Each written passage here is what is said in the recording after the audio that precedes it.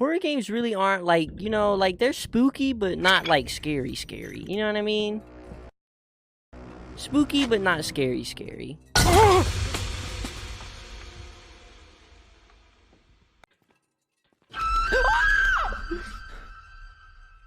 Sorry.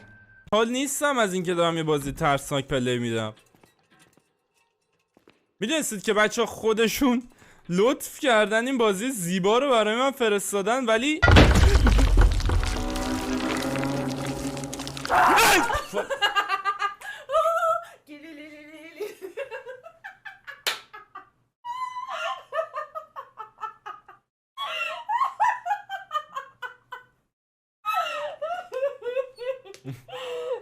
بخند بیشتر بخند اسکول.